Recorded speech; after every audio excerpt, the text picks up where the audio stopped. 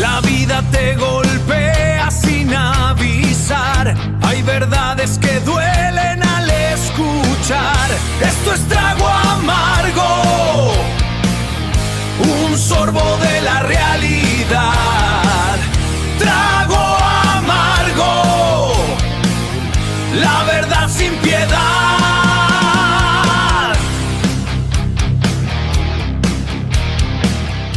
Hoy es un día un poco atípico en Trago Amargo. Hoy, digamos que no hay tanto protocolo. Hoy vamos a hablar de límites. Límites en la vida, límites en las relaciones, límites en el trabajo, límites con las personas en general. Nuestra temática de trago amargo siempre ha sido salud. Develar esos momentos amargos y complicados de la existencia.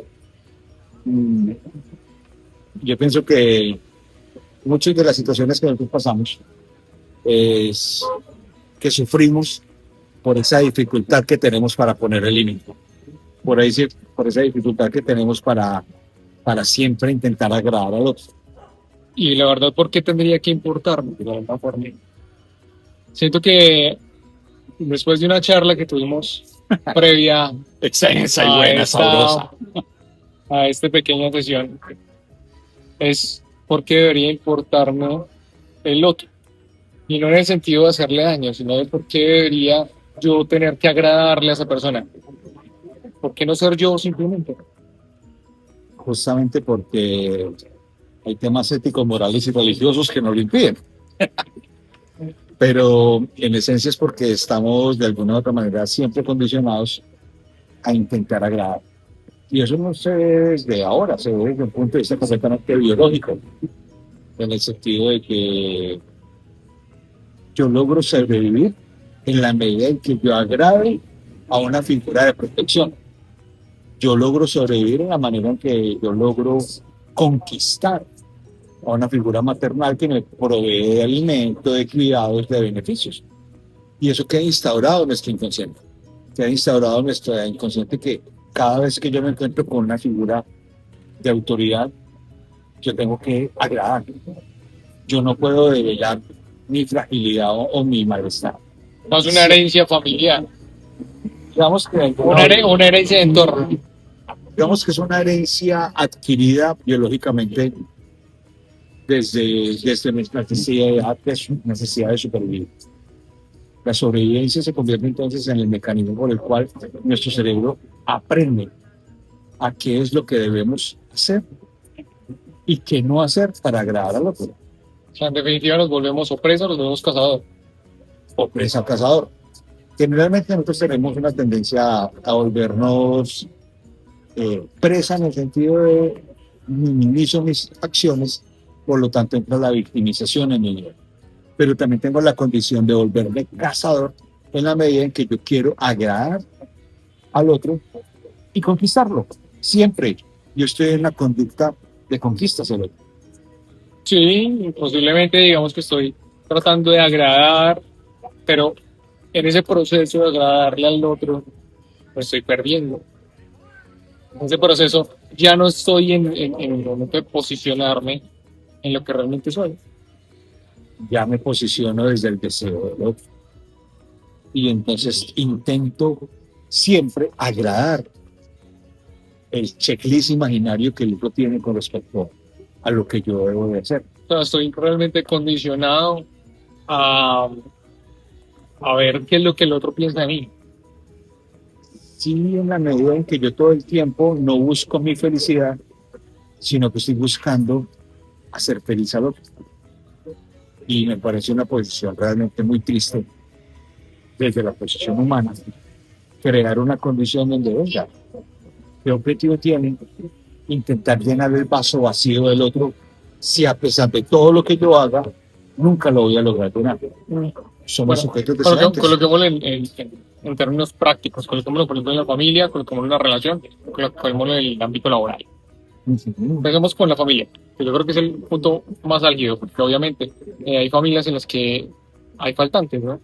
Estamos en familias que perfectamente están conformadas padre, madre e hijos, y digamos que es netamente funcional entre comillas, Hay familias en donde falta la madre o falta el padre o simplemente no están los dos y cómo se posiciona.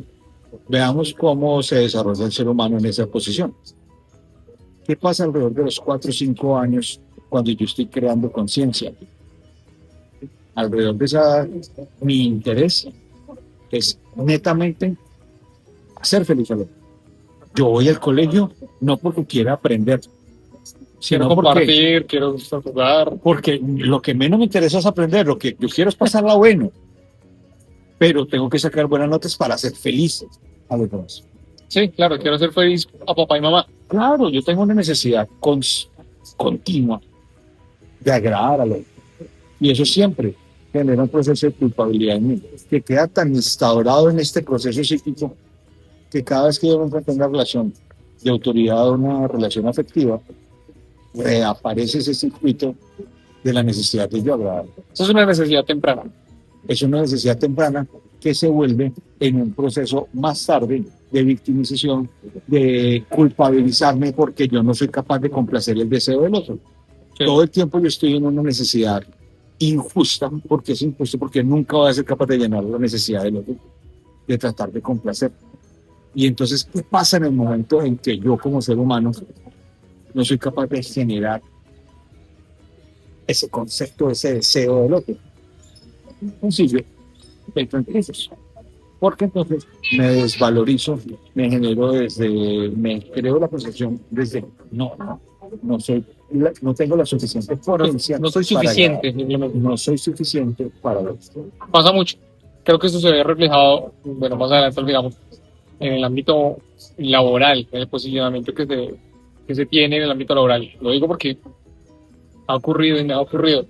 Claro, Sí. a todos nos ha ocurrido. Y en el posicionamiento como pareja.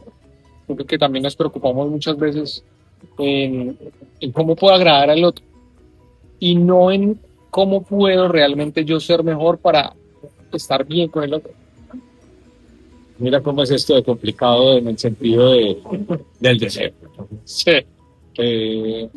Cuando yo pienso gastarme X cantidad de dinero, 2 millones de pesos en una guitarra, que es lo que nos gusta a nosotros, aparece la sensación de culpabilidad. entonces es poquito, pero bueno. Sí, 12 es poco, pero aparece la sensación de culpabilidad porque yo tengo que intentar satisfacer el deseo del otro. Tengo que cumplir el deseo del otro, tengo que cumplir el deseo de lo que yo tengo que estar en casa. Y ahí es donde se vuelve flaco el deseo humano, porque, venga, ¿quién va a disfrutar la guitarra como la disfruta Camilo, el abogado, cuando está en su soledad tocando sus acordes, como la disfruto yo después de cada consulta al conectarnos y tocar? Nadie. Pero nadie es capaz también de evaluar esa necesidad que nosotros tenemos. Se me viene algo a la mente y es, realmente somos lo que somos cuando estamos solos. Yo creo que cuando estamos solos aún queda un motor adentro de culpabilidad, de intentar siempre agradar al otro. ¿Será que puedo ser mejor? Claro, es una necesidad continua. Pero Ajá. ¿qué tal si cambiamos ese chip y empezamos a decir, venga, ¿qué pasa en el momento en que yo me quiera satisfacer a mí mismo?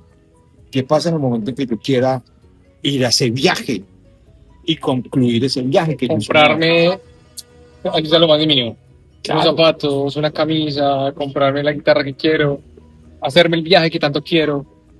Eso genera una sensación.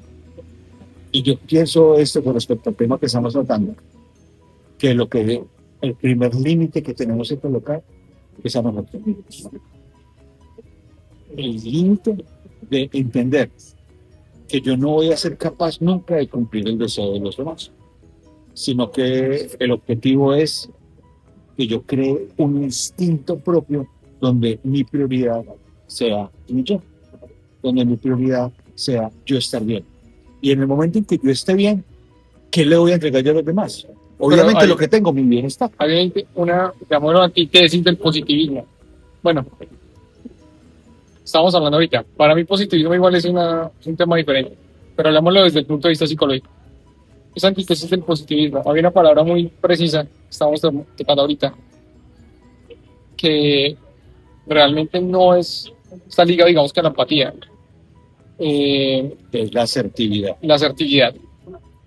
Realmente, ¿qué es ser asertivo? La asertividad tiene 20.000 conceptos porque cada Pero- filósofo profesional maneja la asertividad. de un Decantémoslo y dejémoslo en uno solo. Pues yo he creado lo que es la estructura de las actividades de lo que he leído desde mi experiencia y lo he resumido en algo muy sencillo. Hacerlo adecuado en el lugar indicado. ¿Qué significa esto? Que en el momento en que yo estoy trabajando, dedíquese a su labor de trabajador. Sí. Pero en el momento en que usted esté en su familia, dedíquese a su labor familiar. Hacerlo adecuado en el lugar indicado. Compañero, ¿tiene algo de malo, no sé, jugar al fútbol No, y en un velorio? No es asertivo porque no es el lugar para hacerlo. ¿Hay algo de malo leer un libro tampoco. y leerlo en la mitad de un concierto?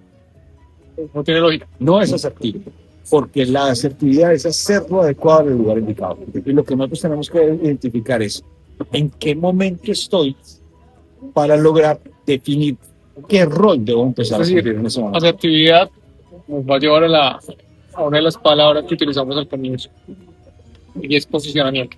Posicionarnos desde la funcionalidad, posicionarnos desde la necesidad de entender que nosotros como seres humanos